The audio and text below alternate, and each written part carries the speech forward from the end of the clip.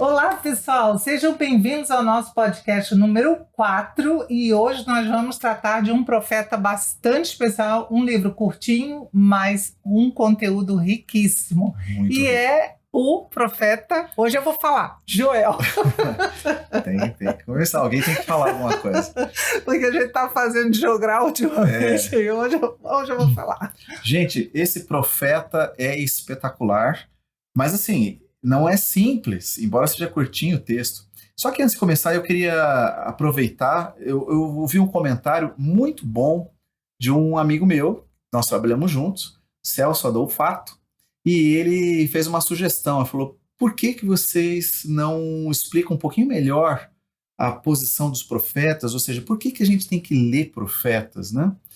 E eu expliquei para ele, a colocação dele foi ótima, e muita gente tem essa pergunta, por que a gente não vai direto no Novo Testamento, já lê sobre Jesus, já entende a mensagem do Evangelho, e tá bom, né? A gente já entende aquilo. Uma vez eu cheguei a ouvir uma pessoa me falando, mas por que a gente tem que ler o Antigo Testamento? A gente está na Nova Aliança, Sim. Só não lê, pronto, tá tudo ali no Novo Testamento. Novo Testamento. Não sei como, né?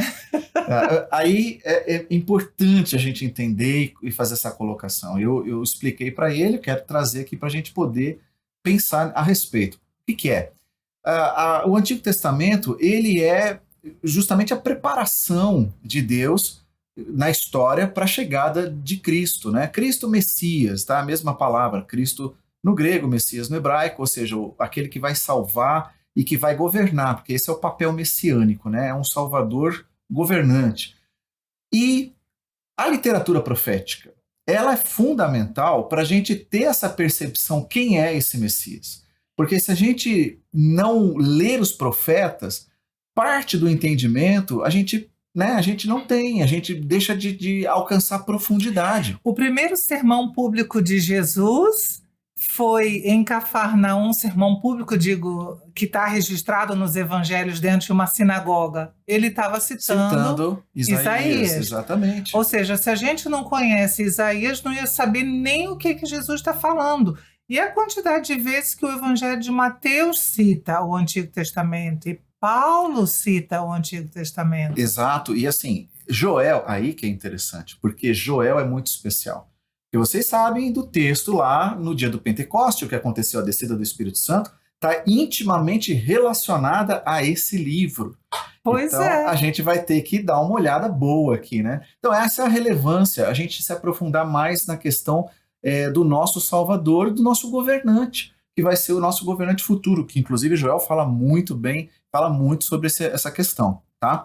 Então deixa eu fazer rapidinho aqui uma exposição, a gente sempre faz no começo de cada gravação sobre profetas, para a gente entender aonde chegou esse momento, por que essa literatura dentro do Antigo Testamento, a literatura profética. Então vamos entender, né? Deus escolhe um homem, Abraão, e aí essa nação aí se multiplica, Abraão, Isaac, Jacó, tem filhos, netos, eles vão parar depois no Egito, e no Egito eles são cativos, são libertados por Moisés, Deus levanta Moisés como um profeta, primeiro profeta ali para o seu povo, a gente está falando isso hoje à tarde, né? Uhum. Primeiro profeta para o seu povo, Moisés. Depois a gente tem Josué e assim continua, mas o povo de Deus se estabelece na terra prometida, e a partir daí vem um período que é governado por juízes, mas o povo quer um rei, e aí Deus concede um rei, começa o período da monarquia. Mesmo durante o período dos juízes já tinha profetas, né? Débora, por exemplo, é uma profetisa e juíza. Sim, ao mesmo tempo. Bem né? lembrado. Então os profetas sempre, desde que Israel se tornou povo de Deus, né, se tornou através do ministério de um profeta, que foi Moisés, né? Sim, e Samuel também, né? Também foi um dos juízes, antes do início da monarquia, né? Exatamente. E era profeta, sacerdote, e também estava trazendo a palavra do Senhor. Ele era tudo, né? Juiz, profeta, sacerdote, um tipo de Cristo, né? Exatamente. Bom, nós temos aí o período monárquico, né? Então a gente tem Davi, primeiro Saul, Davi, depois Salomão, o reino se divide, e o reino se divide em duas partes, norte Depois e da sul. morte de Salomão, né? Exatamente. Salomão morre e começam os problemas, né, de quem vai assumir esse reino. E aí o país se divide, sendo que 10 tribos do norte formam um bloco e 2 tribos no sul formam outro bloco. Tanto que a gente fala, né, sobre os judeus no Novo Testamento, né? Não fala mais Israel, Israelitas, os né? israelitas. Por que não fala mais israelita e sim judeus? Porque o bloco do sul, que é constituído por Judá e Benjamim, é o povo que acaba sendo em maioria que sobra de um período que vai chegar logo depois dessa divisão, porque eles se afastam e aí Deus manda os profetas para avisar: vocês se afastaram completamente da minha vontade, do meu plano para a nação, e eu vou mandar juízo. E aí começa esse período dos profetas, os primeiros profetas anunciando: Deus vai julgar essa causa, esse afastamento não vai ter um preço. E é interessante dizer, porque a gente sempre tem a ideia de que o ministério profético é só preditivo. E na realidade não é. Eles são os caras que fazem o diagnóstico espiritual da nação por Deus, né? Claro, com uma capacitação dada por Deus, e denunciam esses pecados que Deus está identificando para eles, e depois é que vem a previsão. Né? A previsão do que vai acontecer, tanto de mal quanto de bem também, porque também tem as previsões de bênção, né? Exato. A primeira intenção seria corretiva, né? Então, vamos corrigir a situação. E aí vem justamente o pronunciamento. Se não houver correção, ou se houver correção, qual vai ser a consequência? Então, a função não é só prever, né? E muita gente pensa nessa questão de profecia como algo, como você disse, né? Só preditivo, né? Vamos adivinhar as coisas. Não é isso, gente, né? Deus não é o Deus que quer que a gente vive buscando o conhecimento do que vai acontecer. Ao contrário, Deus fala muito sobre fé, crer, descanso. Até o livro do Apocalipse, que é o livro de profecia do Novo Testamento, ele começa com um diagnóstico de 7 igrejas. Exatamente, falar para elas. Exatamente, que eram igrejas do tempo do apóstolo João, que podem até refletir igrejas em todas as eras da história cristã, mas elas eram igrejas de verdade, que existiam com pastores e pessoas congregando, e começa com um diagnóstico, e é Cristo falando para eles. Embora elas estavam sendo perseguidas e sofrendo, era necessário fazer correções. Exatamente. Então você veja que todo esse movimento de prever coisas tem um propósito. Não é só para a gente entender o que vai acontecer na sequência. Não é nada disso. Deus quer muito que a gente descanse nele. E a mensagem também tem esse cunho. Veja, a própria Apocalipse, na língua portuguesa, a gente traz esse título, né? E ele acabou ganhando um outro significado. Parece que é o livro do terror, quando se fala, isso aqui é o Apocalipse, quer dizer, está tudo acabando. E o livro de hoje tem um pouco a ver com o Apocalipse, tem né? pouco. E ao contrário, é o Apocalipse, Apocalipsis quer dizer revelação, né? Então Deus está revelando as coisas. Esse é vamos dizer assim, a função profética. Revelar para o povo de Deus o que está no coração de Deus, para que o povo caminhe na sua presença. Então vamos falar de Joel? Vamos. Só assim, como a gente sempre faz, né? Nós sempre damos um pouco de contexto histórico antes de começar, só lembrando para vocês, até agora nós vimos Amós, Jonas e Oséias. Esses 3 profetas estavam profetizando no Reino do Norte, em Israel. Agora nós vamos ter uma mudança. Por quê? Porque a gente viu eu ia dizer aula, né? O hábito de falar. Coisa de professor. Coisa de professor. Mas a gente viu no podcast passado que em 722 a.C., o Reino do Norte foi completamente destruído pela Assíria. Então, a partir desse momento aqui, nós mudamos o eixo da profecia do norte para o sul. Agora nós estamos com um profeta que é interessante. muito interessante pelo conteúdo e muito complicado de a gente saber que momento histórico está Por acontecendo. isso dar o contexto histórico dele é complicado, porque ao contrário dos outros que falavam, eu sou o profeta, e até tinham menções, que nem Jonas, era mencionado lá em 2 Reis, então era mencionado antes, falava, eu profetizei no ano dos reis tal, tal, tal, tal. Joel começa com: o Senhor deu essa mensagem a Joel, filho de Petuel. Só isso.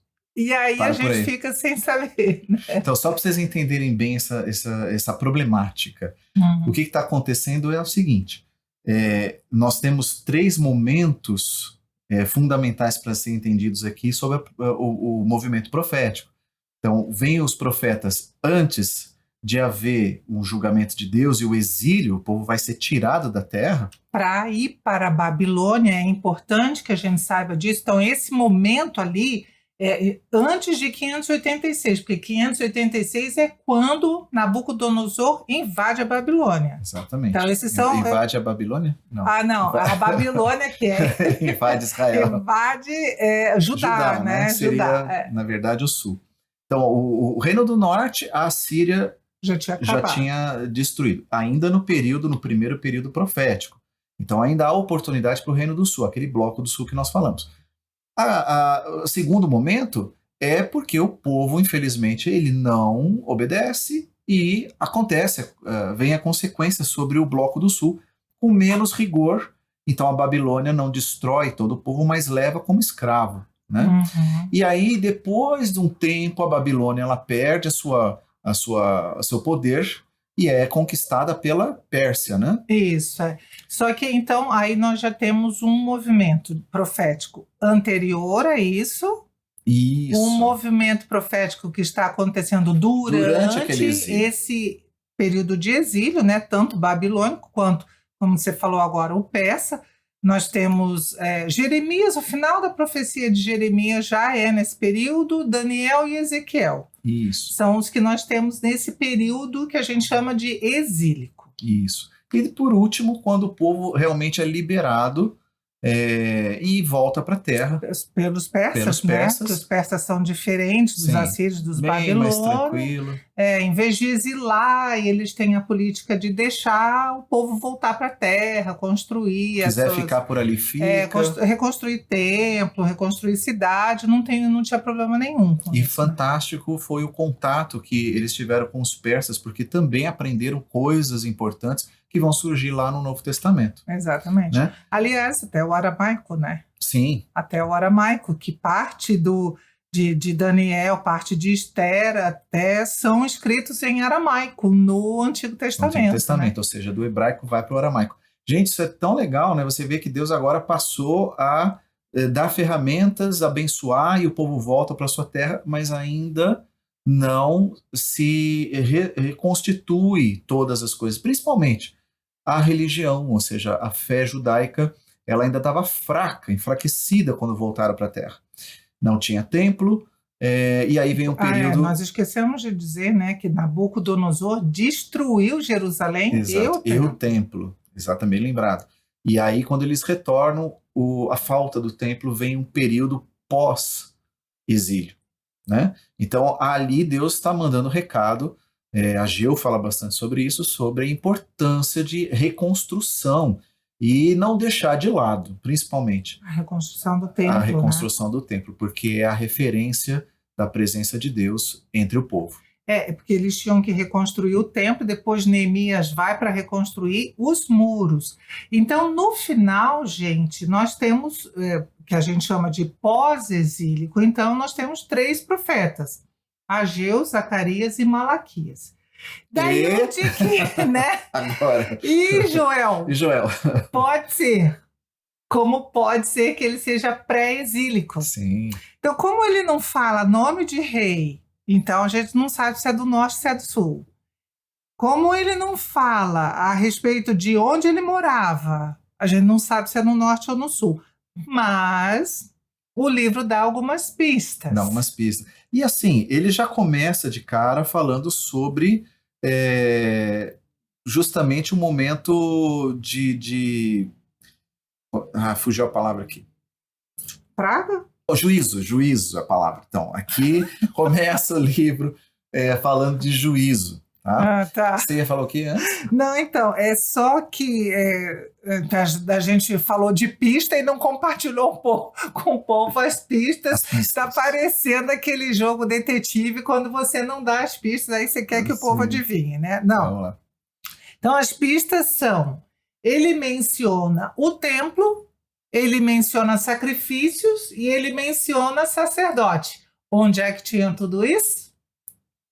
No Reino do Sul. Exatamente, Jerusalém. Isso, então aí a gente tem, por isso que pode ser as duas possibilidades. Ele pode ser pré-exílico, no sentido de antes de Nabucodonosor destruir o templo e tudo mais, como ele pode ser pós-exílico, aí no sentido de eles voltaram lá da Babilônia e da Pérsia e já tinham reconstruído o templo e refeito os sacrifícios e tudo mais, enfim. Sim. Por isso que não dá para a gente saber. A gente sabe o seguinte: muito provavelmente ele era do Reino do Sul, Sim. né? Por causa das coisas que ele menciona. Ele Agora o tão tempo, perto, né? o tempo, eu não sei. Eu particularmente, isso é só uma opinião, tá, gente? Porque até hoje nós estávamos debatendo a respeito disso, né? E até os filhos participando da conversa e tudo mais, e não, então ele é pós-exílico, não é pré-exílico.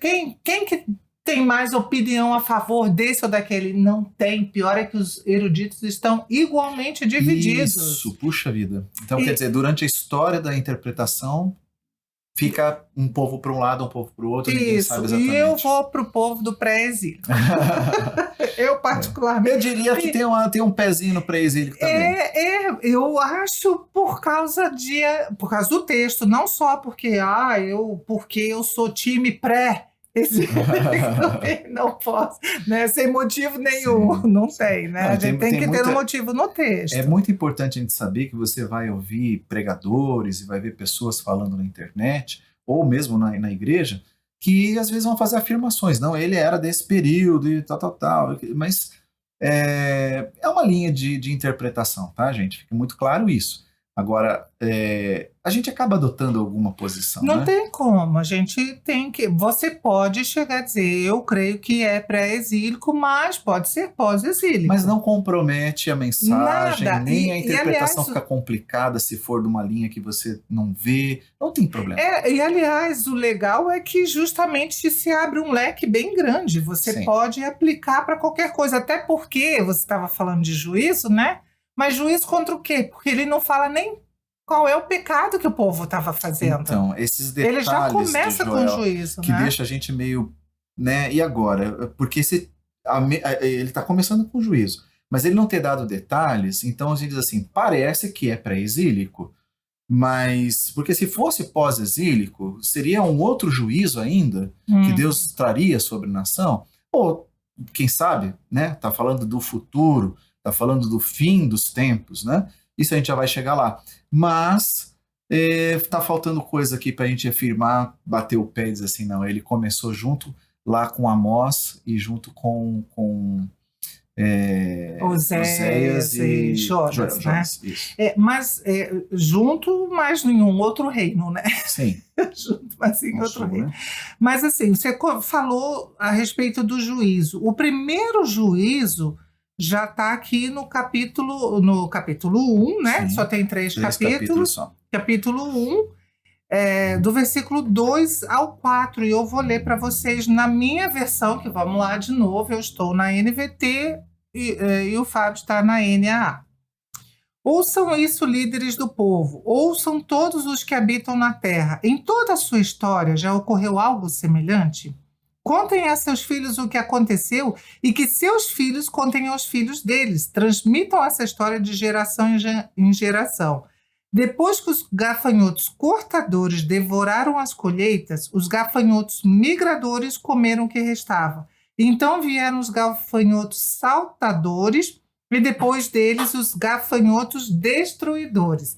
Então, está dando uma lista aqui de 4 gafanhotos. Até aqui é outro alvo de debate entre os estudiosos, né? É gafanhoto literal ou são exércitos? Pode ser as duas coisas, pode ser Sim. que fossem gafanhotos, porque daqui a pouco vai falar de exércitos, então eles enfrentaram uma praga de gafanhoto, depois ainda uma iminente invasão estrangeira, né? Exato. E os gafanhotos aqui, embora a gente não saiba exatamente se nós estamos falando de gafanhoto literal ou se nós estamos falando em si das invasões, a ideia é o seguinte, né? O que eles precisam despertar, né? Que deve ser contado adiante na próxima geração, é que saibam que houve uma devastação, ou seja, nada sobrou. Se um gafanhoto começou a destruição, o outro pegou o que sobrou, e se sobrou do que sobrou, o outro pegou o que sobrou, que sobrou, que sobrou. Ou seja, não sobrou sobrou nada. Não sobrou palha nem para o gado poder comer. Gente, ele tá rindo, mas é um desastre. Trágico, trágico. Eu não sei se você lembra, né? A gente tem que evitar falar algumas palavras porque as plataformas cortam, né? Mas se na última emergência sanitária mundial que nós tivemos, né? Tá todo mundo dentro de casa e tudo mais, e houve a perspectiva de uma invasão de gafanhotos aqui na América Latina e teve até na Argentina. Teve uma grande na Índia também, coitados que já estavam passando fome, ficou ainda... É um horror, uma nuvem de gafanhoto, agora imagina 4 nuvens de gafanhotos. Ou seja, 4 ondas de nuvens de gafanhoto, né? Você lembrou agora, é impressionante, porque a gente escuta nos documentários, ouve na televisão... Mas aquele momento foi especial, porque foi uma coisa que parecia que ia tomar uma proporção global. O mundo estava discutindo o que fazer, porque os gafanhotos estavam sem controle, né? E aqui é essa ideia, estão sem controle, né? Então chega num ponto que não sobra nada. E é exatamente isso. Assim... Gente, nós estamos, então, eu e o Fábio, estamos partindo do ponto de vista aqui de que a gente tem, sim, uma praga de gafanhotos e depois uma invasão estrangeira, que não são a mesma coisa. Essa é a linha de interpretação que a gente está adotando. Embora haja estudiosos muito bons, renomados, que discordem da gente, ao mesmo tempo que há muitos renomados e tudo mais que concordam conosco também, né? Enfim. Sim. De qualquer forma, Judá, quando é invadida, né? E são ondas babilônicas, isso é interessante, porque coincide nesse aspecto, né? Pelo menos, né? São três invasões, de né? Nabucodonosor. São 3, não são 4. Mas a verdade é a seguinte, não sobra nada e não sobra nem o que comer. Tanto que o desespero daquele período do exílio, e quem ficou na terra, as mães estavam tão desesperadas por falta de comida e que os seus bebês viram o prato. Horrível. É horrível a gente falar, é horrível, mas isso está no livro de Jeremias e Lamentações, né? Ou seja, e além disso, historiadores judeus também confirmam que isso realmente aconteceu, né? De tanta fome que havia. Então, imagina, aqui, depois dessa descrição das 4 ondas de gafanhotos, vem aí sim uma nação imensa invadindo a terra, e aqui já parece que já não é mais os gafanhotos. Aqui o versículo 6 diz assim, porque veio um povo contra a minha terra, poderoso e inumerável, com dentes como de leão e presas como de leoa. Então, dentes e presas, né?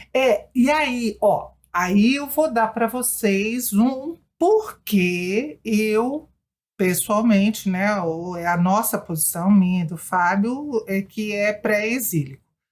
Porque a deusa da guerra da Babilônia era Ishtar, e ela era representada por um leão.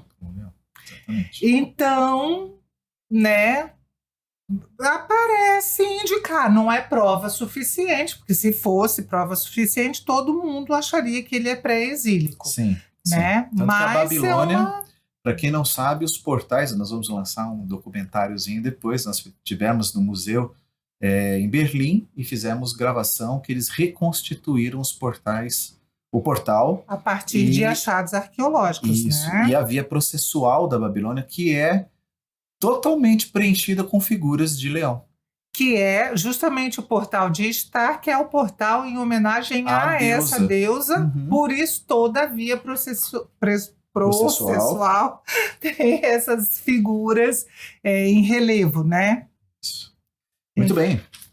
Aí nós temos a continuação, né? Os campos, versículo 10, os campos foram arrasados, a terra está de luto porque o cereal foi destruído, o vinho novo acabou, o azeite está no fim. E aí ele continua chamando a atenção dos sacerdotes. Sacerdotes vistam roupa feitas de panos de saco e pranteiem, chorem, né? Aí tá, veja, ele não deu o diagnóstico, né? O pecado de vocês é tal, pecado. mas vem a convocação para o arrependimento. Isso. E aqui tem uma coisa cultural, né? Por que vestir pano de saco, lamentar, chorar? Isso está no capítulo 1, 13. E no capítulo 2 fala também vir com jejum, choro, rasgar roupa. Por que eles tinham que fazer tudo isso? Né? Então, há uma explicação. Isso era uma forma de eles expressarem luto ou arrependimento. Às vezes até jogando cinza em cima da cabeça e tudo mais. Então, quando a pessoa rasgava a roupa, não, por que o cara tem que rasgar a roupa, vestir pano de saco? Sim. Ou seja, é para você se humilhar, a ideia é de humilhação mesmo, sim, né? Porque, aí continua o versículo 13 ainda, porque no templo do seu Deus não há mais ofertas de cereais e libações. Aqui é uma outra chamada de atenção. A ideia é, nós temos que prantear, nós temos que chorar, nós temos que clamar a Deus no templo, porque não tem mais ofertas. Não sobrou nada para ofertar. Nada. Então, tudo ficou comprometido. Então, essa é a ideia. Não é só a questão do dinheiro, da comida, dos bens, das propriedades. Estamos falando além, até para recuperar, vamos dizer assim, a fé, porque isso fazia parte dos rituais e justamente a expiação dos pecados tinha a ver com as ofertas. Agora não tem nem oferta mais para dar. Então, quer dizer, é como se tivesse tudo comprometido. E outra palavra que tem aqui, né, não sei como está na tua versão, no versículo 16, o meu diz assim, nosso alimento desaparece diante dos nossos olhos, já não há alegria e exultação na casa do nosso Deus. Porque a gente tende a pensar que as festas de Israel eram festas de lamento, e não era, com exceção do dia do perdão, do dia da expiação, que é chamado de Yom Kippur em hebraico. Todas as outras festas eram celebrações. Então as pessoas levavam ofertas, algumas ofertas viravam até comunhão, uma refeição de comunhão. Uma refeição em conjunto. E aqui está dizendo, acabou, não tem oferta para dar. Para Deus não tem oferta para ter comunhão. Bom, o sacerdote é o primeiro que vai sentir, né? Porque parte das ofertas é para o sustento deles, sacerdotes, né? Os sacerdotes e levitas. Então, quer dizer, a situação tá feia. Então, ele está convocando. Vocês têm que ser os primeiros. Eu acho que, assim, os sacerdotes e líderes, eles têm que ter essa sensibilidade e não tentar inverter a situação. Porque se tiver coração aberto e for um homem ou mulher de Deus, vai entender que tem que começar por eles mesmos. Porque quem tem que sentir em primeiro plano são os líderes, né? São pessoas que foram convocadas por Deus para certas posições de administração, de liderança, no sentido, né, de puxar a turma. Ministério mesmo. Ministério, né? Que tem que ser a pessoa mais sensível. E ela tem que começar por ela, porque ela é que vai puxar o resto, né? Os líderes são chamados de pastores por causa disso, porque eles eram os responsáveis por ser os que liderariam, né, as ovelhas de Israel que pertenciam a Deus. Então, é o que você falou, eles realmente têm que ser o primeiro exemplo. E a convocação de Joel, as duas vezes que ele faz, ele começa pelos sacerdotes. Ele fala aqui, ó, no 2:12, voltem para mim de todo o coração, venham a mim com jejum, choro e lamento, Não rasguem as roupas em sinal de tristeza, rasguem o coração. Isso é lindo.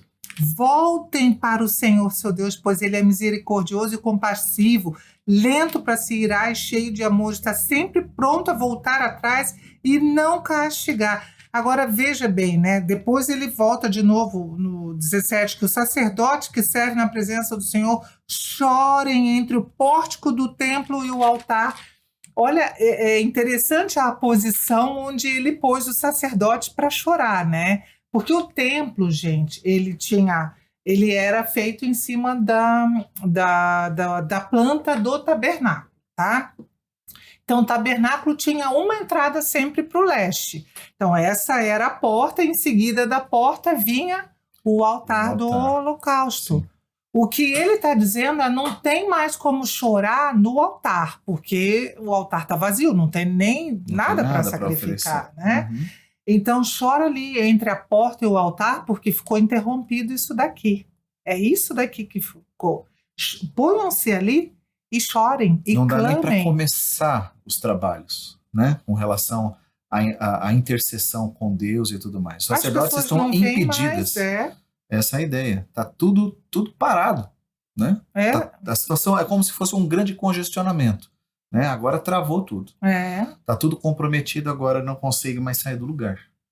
E aí a gente tem um outro momento, né? Que aí vem um momento diferente. Porque aqui começa a uma mistura entre a profecia que vai falar diretamente ao povo de Israel, mas também está falando de Israel do futuro, né? Desculpa, guarda isso aí que você está falando de Israel do futuro, porque eu queria falar só de outra praga que eles estavam enfrentando, além dos gafanhotos, né? E da possibilidade da invasão estrangeira. 1:19, eles dizem, 19:20, socorro, Senhor! O fogo devorou os pastos do deserto e as chamas queimaram as árvores do campo. Até os animais selvagens clamam a ti, pois os riachos secaram e o fogo devorou os pastos no deserto. A gente já viu os incêndios na Europa, os incêndios na Austrália, os incêndios da Califórnia. Está acontecendo aqui agora, né? Gerados pelo quê? Pela seca. Sim. Né?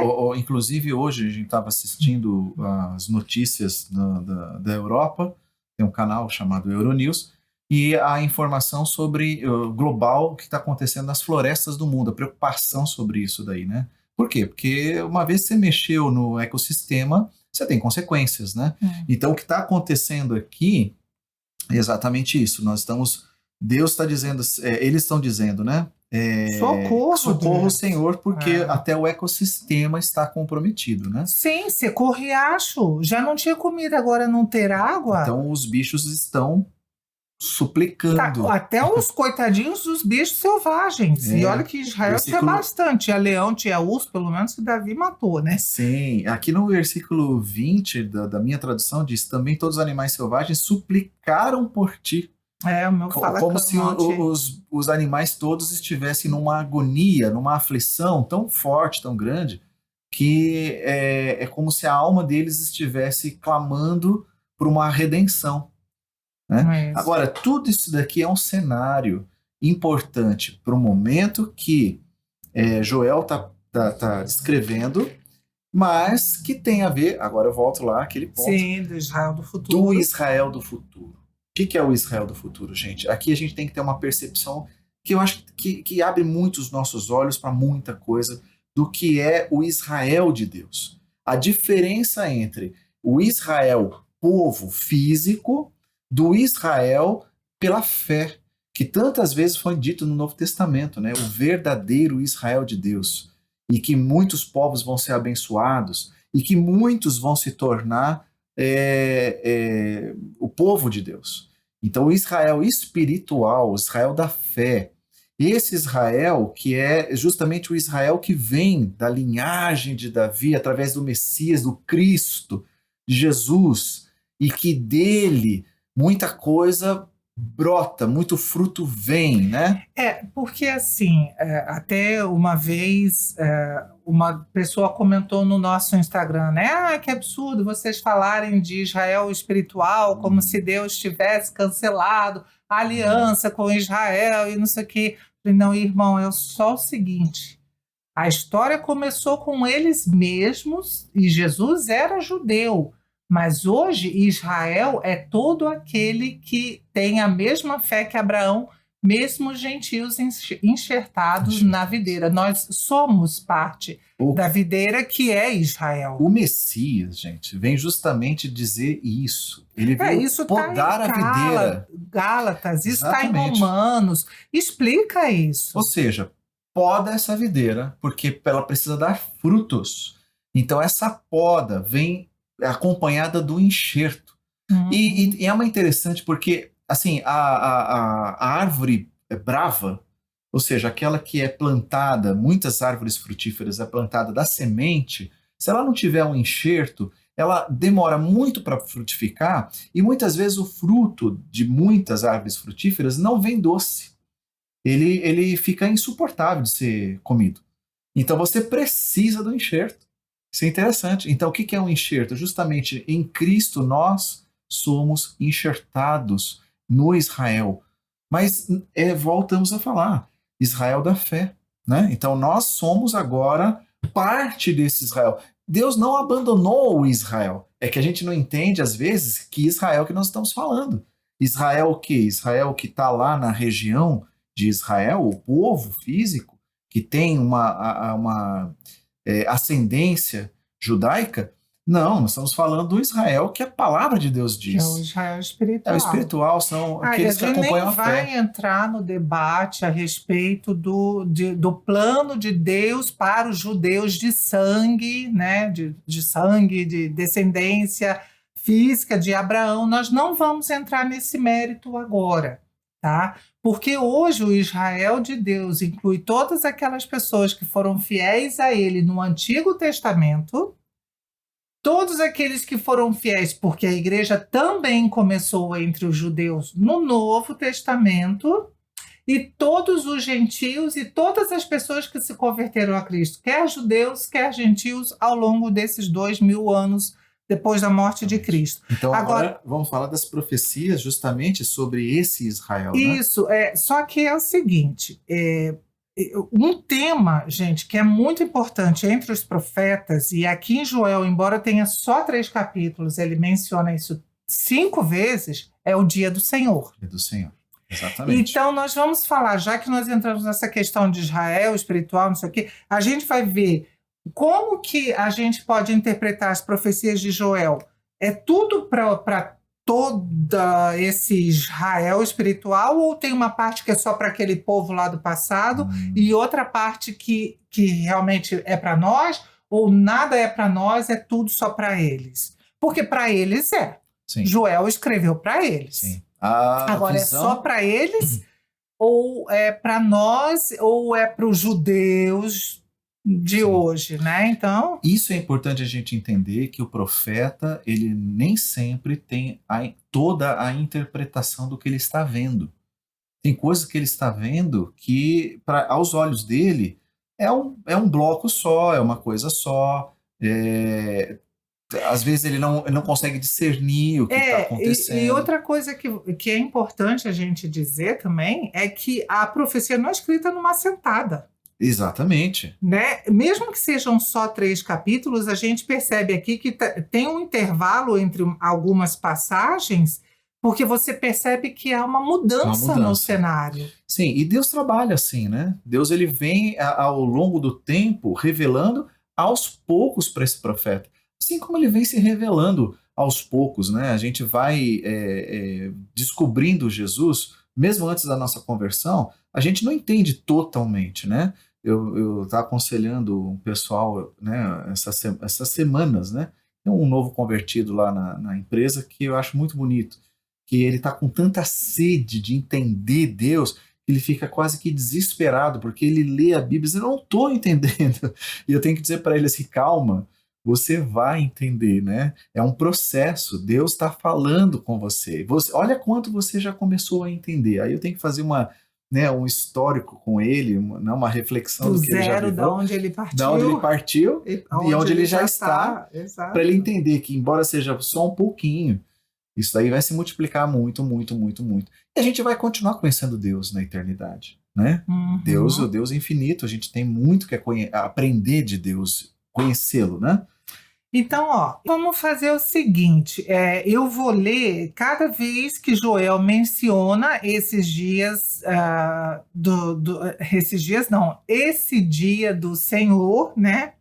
E a gente vai tentar definir qual é o contexto histórico desse dia, a quem ele se aplica e tudo mais, tá bom? Então, a primeira vez, vamos lá, vamos trabalhar junto nisso aí. A primeira vez está em Joel 1,15. Diz assim, né? Ah, que dia! Porque o dia do Senhor está perto e ele vem como destruição da parte do Todo-Poderoso. E a minha termina ainda, que dia terrível será. Que dia terrível. Então, ok. Isso daqui está no meio do quê? Isso aqui está no meio da história dos gafanhotos, da invasão estrangeira, da chamada para o arrependimento e da história da seca. Então, a quem que vocês acham que se refere isso? Aqui, a gente entende bem, claro, que é a vingança de Deus contra o pecado do próprio povo dele. Sim.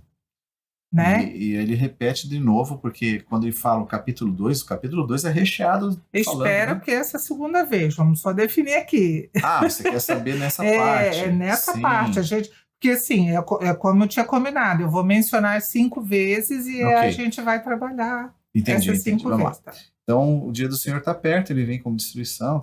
Você quer saber que período, né? Primeiro ou o futuro. Exatamente. Mas aqui está bem claro que esse dia do Senhor é dirigido ao povo dele ali, para quem Joel está profetizando. Sim. Né? Então, o que Deus está dizendo, está próximo esse meu dia. Então, a gente percebe com isso que existe mais de um dia do Senhor, que todo mundo acha que é só escatologicamente os últimos tempos, né? O dia do julgamento. É mais do que isso. Exatamente. É um julgamento, na verdade. Só que existem mais de um julgamento. E é interessante porque esses pequenos julgamentos, esses outros dias do Senhor, e até alguns são dias de bênção, né? Esses outros dias do Senhor que vêm, ele é sempre de punição para os que não fizeram a vontade de Deus e de bênção para quem está servindo a Deus. Eles são um pouquinho um tipo de um espelho daquilo que será o grande dia do Senhor. Sim. Um dia maior, né? Que né, nós vamos falar dele aqui? Tá, a segunda vez que fala do dia do Senhor está em Joel 2:1. Toquem a trombeta em Sião e deem o alarme no meu santo monte, que todos os moradores da terra tremam, porque o dia do Senhor está chegando, já está próximo. E o 2? E dia de trevas e escuridão, dia de nuvens e densas trevas, como luz do amanhecer sobre os montes, assim se difunde um povo grande e poderoso, como nunca houve igual desde os tempos antigos, nem haverá outro depois dele, pelos anos seguintes, de geração em geração. E aí ele continua descrevendo justamente esse exército estrangeiro que vem, todo, né, cavalos, e é interessante a forma como descreve a vinda desse soldado, né? Na frente deles como se fosse o jardim do Éden, atrás deles é destruição. Exatamente. Né? Agora, quem é o comandante desse exército? Está lá no versículo 11. O Senhor levanta a voz diante do seu exército, porque o seu arraial é enorme, quem executa suas ordens é poderoso. Sim, grande e muito terrível é o dia do Senhor. Quem o poderá suportar? E aqui já é a terceira vez. Ou seja, Deus está dizendo, eu estou enviando um exército para destruir vocês por causa do pecado de vocês, mas eu quero que vocês saibam o seguinte, o comandante desse exército sou eu. Sim. Então, isso é bem interessante, por quê? Porque a gente tende a achar que Deus jamais vai fazer mal ou, né, permitir o mal para um servo dele. Então, Jesus não era servo de Deus. Para começar aí, o servo sofredor, que é o Messias, então não poderia se encaixar. Não poderia se encaixar nas profecias, né? É, Não estamos e falando só ele- da vinda de. Assim, o que Jesus viveu, isso foi profetizado sobre ele.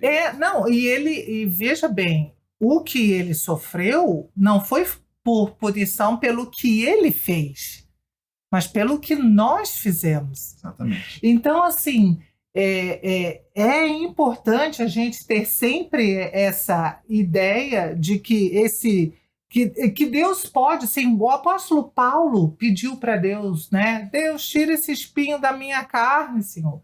3 vezes, e era uma coisa que ele chamava de um mensageiro de Satanás enviado para esbofetear. Isso gente, levar um tapa na cara é humilhante. Uhum. É isso que Paulo está dizendo. Esse mensageiro de Deus, de Satanás, perdão, está me humilhando, mas Deus disse que não ia tirar esse espinho da carne de Paulo, porque a glória de Deus ia acontecer justamente por causa disso. Então, assim, é claro, eu acredito que isso era uma forma de Deus estar lidando até com o pecado de Paulo, porque ele diz, isso Deus está permitindo para eu não me orgulhar. Está tratando Paulo. Deus está tratando Paulo. Sim. Da mesma forma como ele faz com o povo dele. Sim. E Deus está chamando a atenção ainda nesse capítulo 2, no versículo 13. Eu estou repetindo, a Deise já tinha lido, né? Mas acho importante a gente frisar aqui, ó. Rasguem o coração e não suas roupas. No versículo 13. Quer dizer, Deus está dizendo assim, tem que ser algo profundo.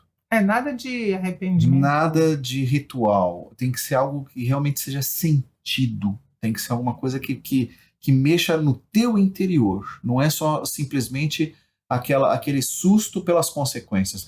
Nossa, se eu soubesse, não teria feito.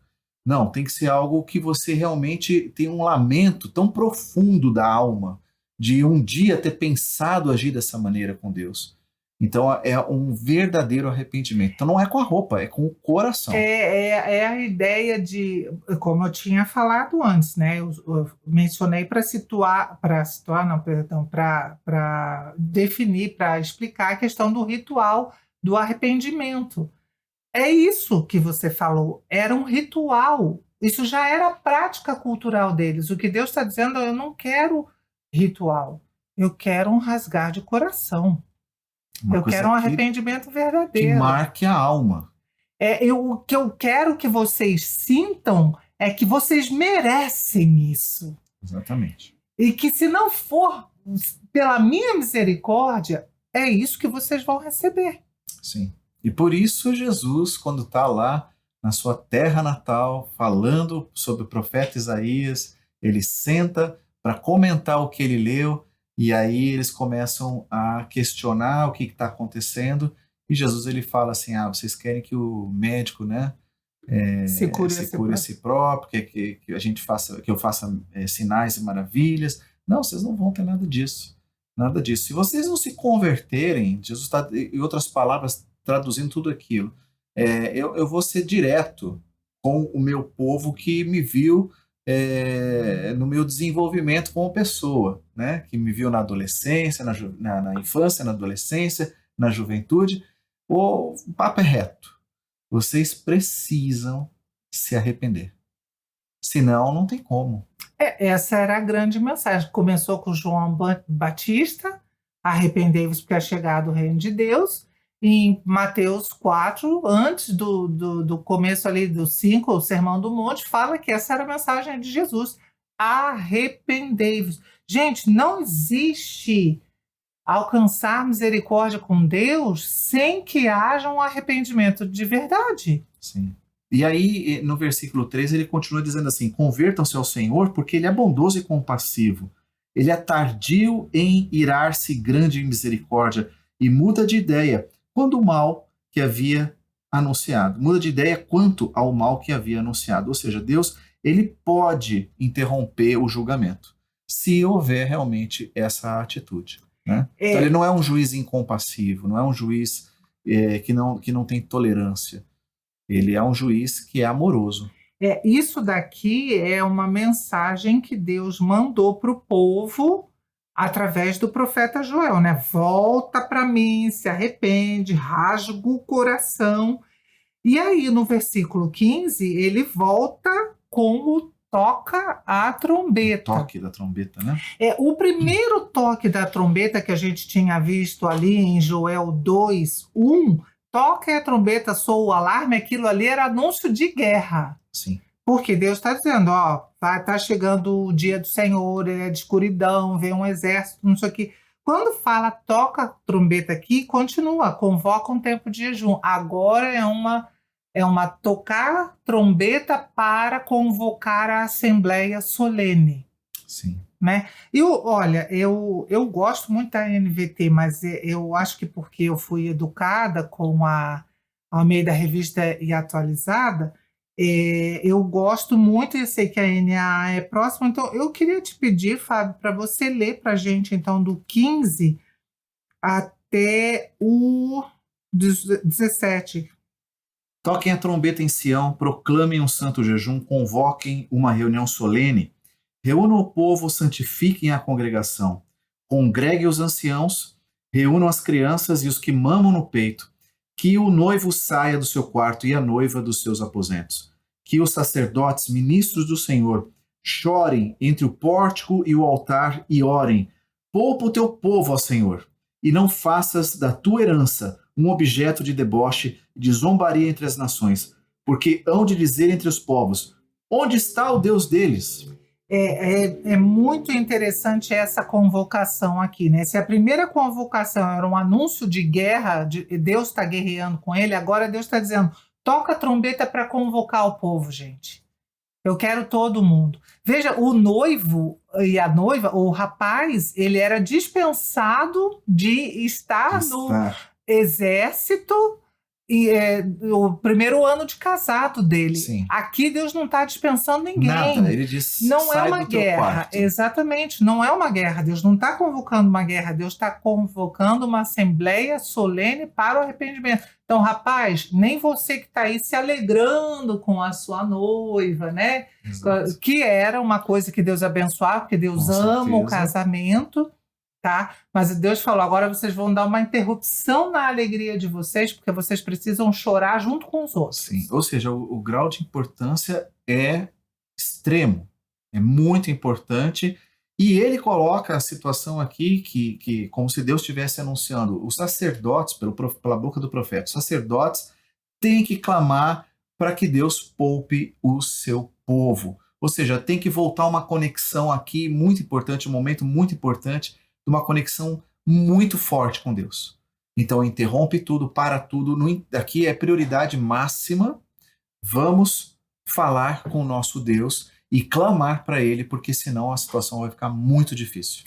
E pelo que dá a entender, aqui, gente, se vocês repararem bem, é uma daquelas vezes que parece que Joel escreveu, parou de escrever e depois ele retomou, porque no versículo 18 já diz, o Senhor teve compaixão do seu povo e com zelo guardou a sua terra. Ou seja, o que dá a entender aqui?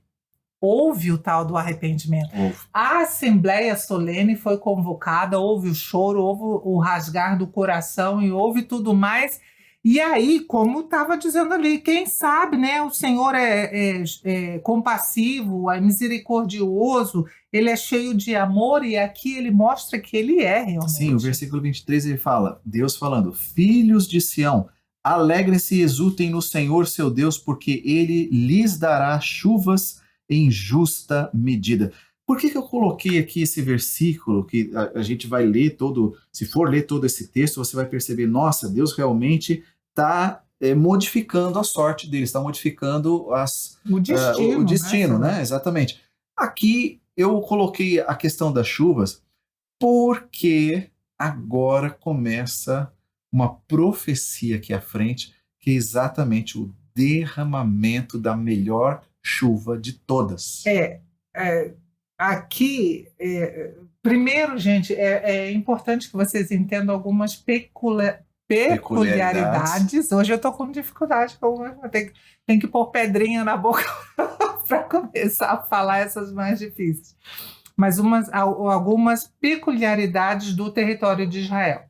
Ao contrário da Mesopotâmia, onde tinha o Tigre e o Eufrates, e do Egito, que tinha o Nilo com água em abundância, o Rio Jordão não servia para a irrigação em Israel, porque ele fica no meio de um vale, e a água dele vai ficando salgada à medida que ela vai descendo. Por isso que ela começa doce lá no Mar da Galileia e termina salgadíssima no Mar Morto. No Mar Morto, né? Então ela não servia nem para irrigação, nem para dar água para o gado, nem para nada. Então eles dependiam realmente muito da chuva para ter as colheitas deles. Mas, mais do que o Egito, mais do que a Mesopotâmia, que, claro, sentiam os efeitos da seca, mas lá demorava mais, porque eles tinham rios grandes e em terra plana. Inclusive, podiam navegar naqueles rios. No Rio Jordão não dá para nem descer. Bom, você pode fazer rafting, talvez, né?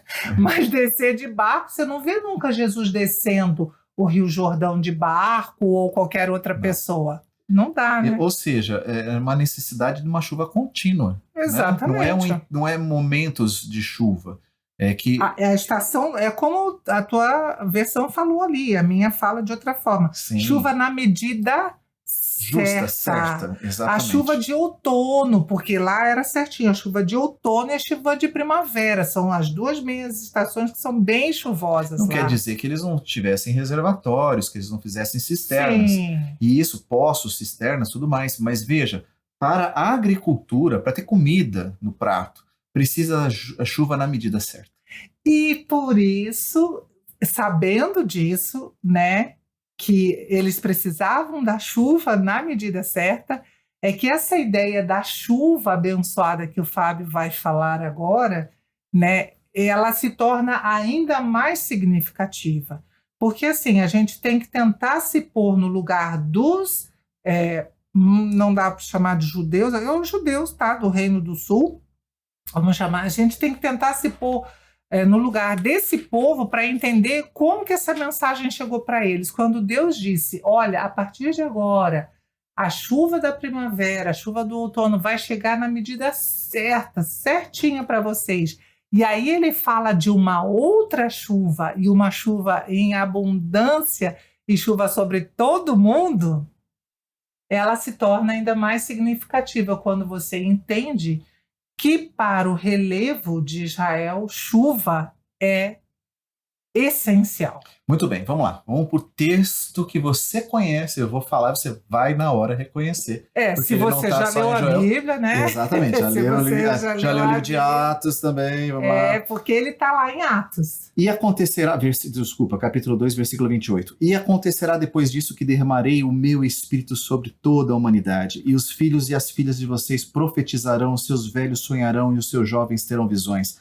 Até sobre os servos e sobre as servas derramarei o meu espírito naqueles dias. Mostrarei prodígio no céu e na terra, sangue, fogo, colunas de fumaça. O sol se transformará em trevas e a lua em sangue, e antes que venha o grande e terrível dia do Senhor. E acontecerá que todo aquele que invocar o nome do Senhor será salvo. Gente, você sabe, né?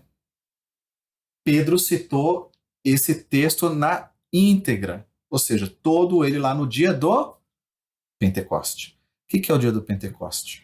O dia do Pentecoste era a celebração da colheita, né? Dos primeiros frutos, né? Então a colheita, acabou de colher os primeiros frutos. Então chegou o tempo de Deus, porque Deus disse que ia derramar chuva sem medida, mas a chuva aqui não é só simplesmente para o povo ter, vamos dizer assim, né? Ter o seu alimento, ter vida ressurgindo. Mas é mais vida ainda. Na verdade, é o derramar do Espírito Santo. É uma chuva que Deus está derramando sobre os seus convertidos. E isso aconteceu nos dias de Joel? Não. Isso era uma profecia para o futuro que se cumpriu no dia do Pentecoste, né? Então, ou seja, aconteceu no dia do Pentecoste, lá depois da ressurreição de Cristo. Exatamente. Né? Então era uma festa judaica dos primeiros frutos, mas o primeiro fruto da igreja. Aí nós estamos falando, né? O enxerto aqui, a Israel espiritual. Estamos tratando todos esses assuntos da espiritualidade. Aqui Deus está derramando bênção para trazer mais resultado. Mais resultado.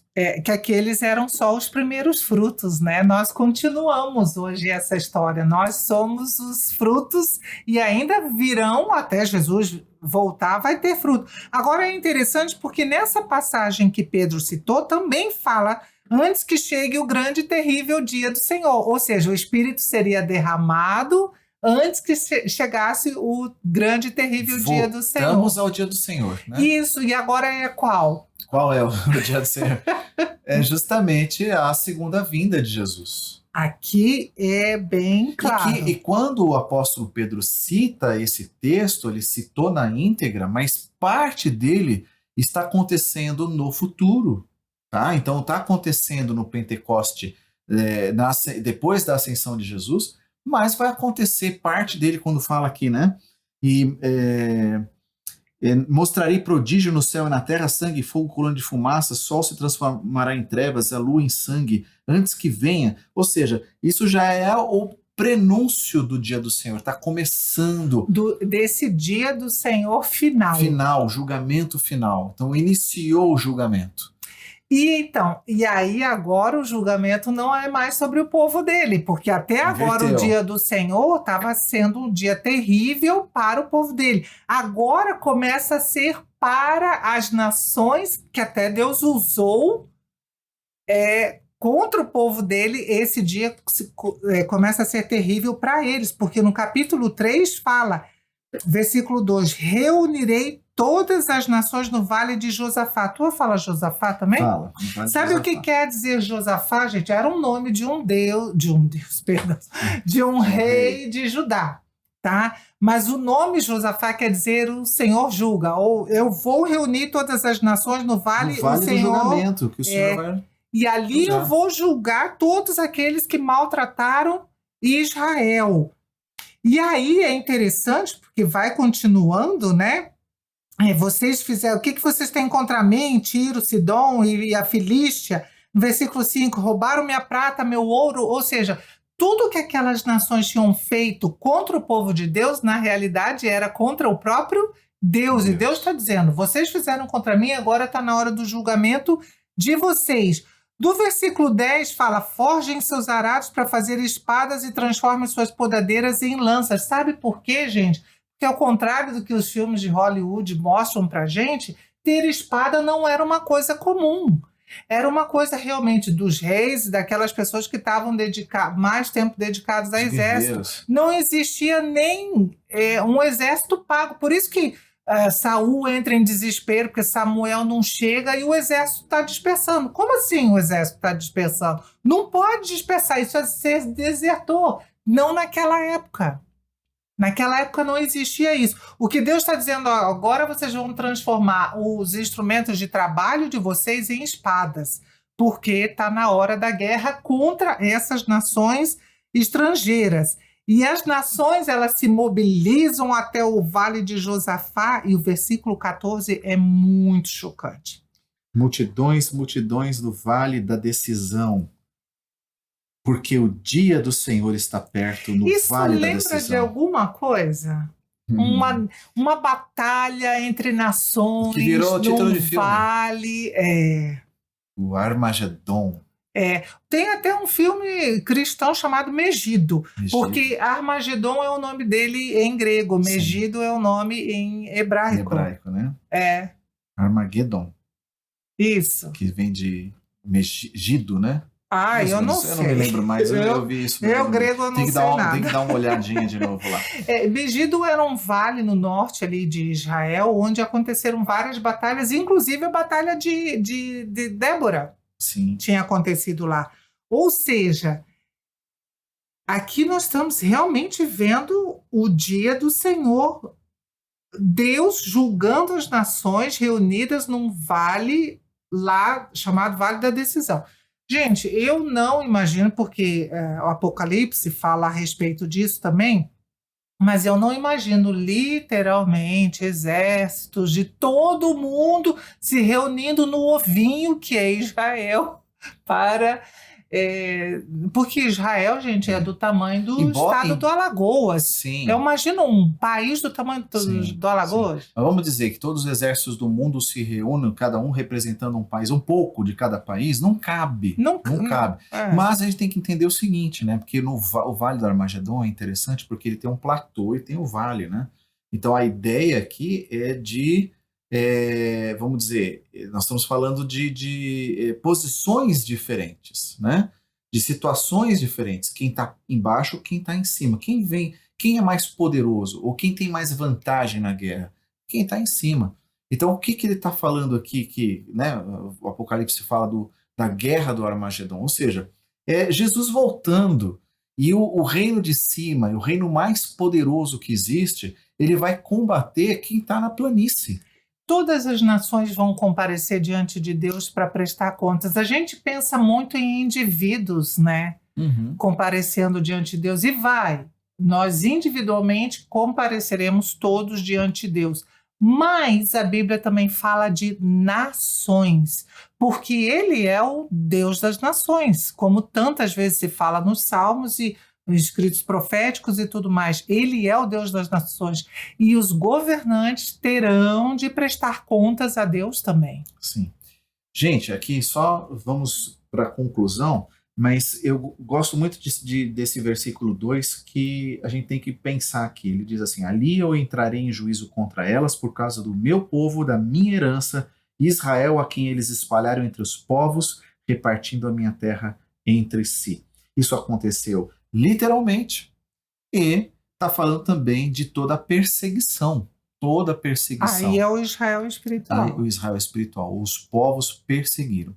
Agora, o versículo 16 é interessante, porque o mesmo leão está rugindo novamente. Olha, nós estamos voltando aí, não é a Amós, mas o versículo 16 diz: o Senhor rugirá de Sião e de Jerusalém fará ouvir a sua voz. Os céus e a terra tremerão, mas o Senhor será o refúgio do seu povo, a fortaleza dos filhos de Israel. Nós estamos falando de Israel, o Israel de Abraão pela fé. E para encerrar o livro, entra de novo aqui um paralelo com o Apocalipse tremendo, porque ele fala: Jerusalém será santa.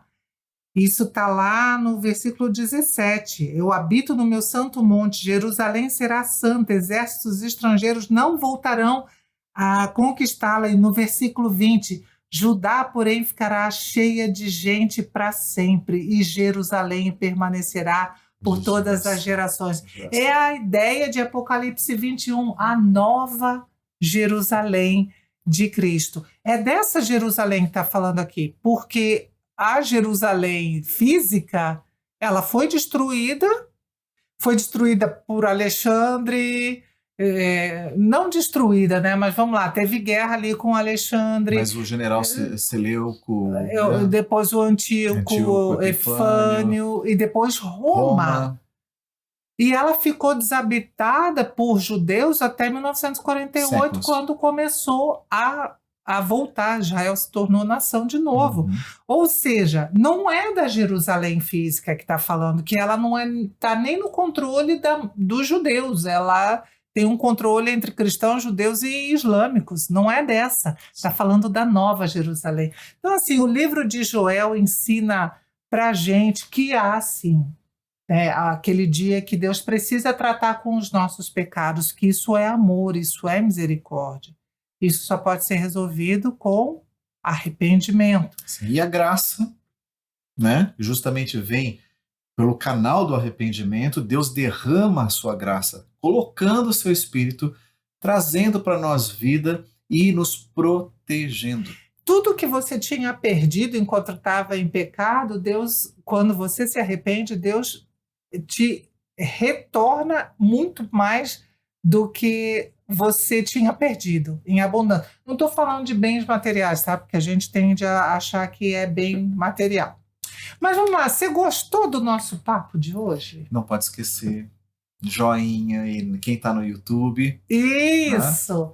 tem que se inscrever no nosso canal. Gente, quando vocês fazem isso, vocês ajudam a gente o YouTube entender que o nosso conteúdo é legal e espalhar para mais pessoas E que se recomendar interessam. também, né? Ele Recomendem recomenda. para outras pessoas, para que as pessoas se Isso. interessem pela leitura. E principalmente, né, a gente começou falando sobre a importância de ler esses textos, é que para muita gente ele é difícil. Então compartilha com o teu irmão que é cristão, aquele que quer entender a Bíblia ou que já está num processo pelo menos inicial, mas ele chega em pontos que ele não tem habilidade, porque a nossa intenção aqui é justamente essa, que a gente tenha mais habilidade com a palavra de Deus. Quem está ouvindo a gente no Spotify também pode dar o like lá, né? Gostar da gente no Spotify também. Eu acho muito estranho. Mas, não esqueça também, se você não nos segue no Instagram, @crescer e frutificar. Gente, tem sido uma bênção estar com vocês nesses podcasts. Dá pra gente também um feedback aí nos comentários? Como é que tá sendo isso para vocês? Quando você comenta, gente, a própria plataforma nos ajuda a divulgar, né? E você também pode colocar as questões. Como eu falei aqui numa conversa que eu tive com uma pessoa, que a gente veio já tratando no começo desse podcast, a gente quer que você faça perguntas. A gente vai lá verificar e a gente vai responder para você, tá bom? Com certeza. É isso aí, gente. E o que mais tem a nossa produção tá dizendo? Tá falando aí. O que tem a produção? No Spotify também tem como deixar o comentário do que achou. Olha, eu ouço tanto. A produção dizendo. Precisa de alguém mais jovem para ajudar, dá para fazer comentários no Spotify. Eu não sabia disso. Se você provavelmente tem uma idade parecida com a nossa, provavelmente você também não sabia. Provavelmente. Ou nós que estamos bem desinformados mesmo, né? Ok, então é isso, gente. Deus abençoe ricamente, que a gente possa ver vocês aí não só curtindo o conteúdo, a gente quer muito que você realmente tenha a bênção de se alegrar e ter sede, fome e vontade de ler a palavra de Deus. Isso é o mais importante para nós. Importante. Então é isso aí. Deus abençoe. Um abraço. Tchau para vocês. Tchau, tchau.